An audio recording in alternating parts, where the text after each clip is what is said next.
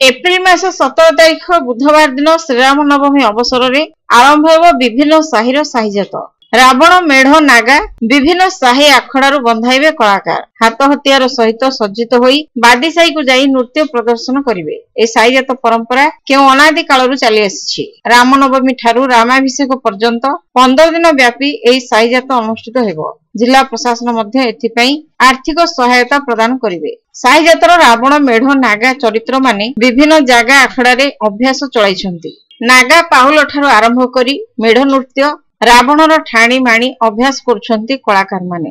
प्रत्येक साहिजात बादी साही रे किभଳି प्रशंसित हेबो सेथिपई चालीसी प्रतियोगिता। संध्या परे जागा आखड़ा मानकरू भासी आसुछि पखाउजर ताळे ताळे नृत्य अभ्यासर ध्वनि।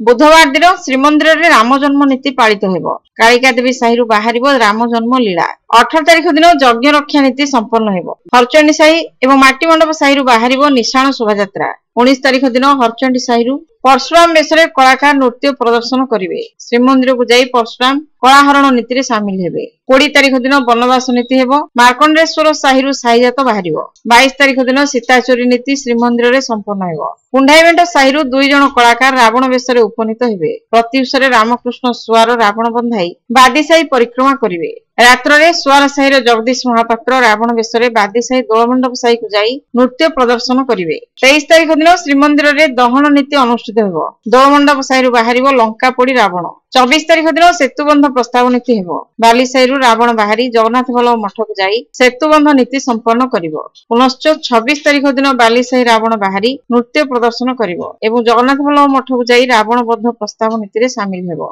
रामचंद्रଙ୍କ द्वारा रावण बद्ध हेबो। मे 1 तारिख दिन श्रीमंदिर रे रामाभिषेक हेबो। गौड़वाड़ साहिरू राम लक्ष्मण वशिष्ठ ऋषि आदि बेसरे कलाकार माने जगन्नाथ बल्लभ मठ और श्रीमंदिर को जाई नीति संपादन रे शामिल हेबे। साहिजात पटुआर रे बाहरिबाकु थिबा विभिन्न समर कला अभ्यास अंतिम पर्याय रे पहुंचिछि।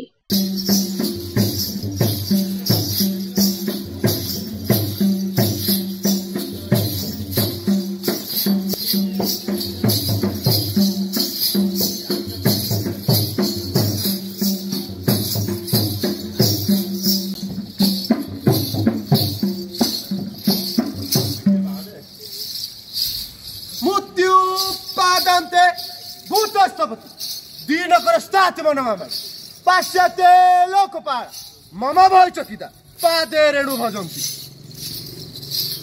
दुष्ट मे चंद्रहास सतति सुरपत पान गान लजता पशु तुम तत्व समुद्र ए बान रे मिलुत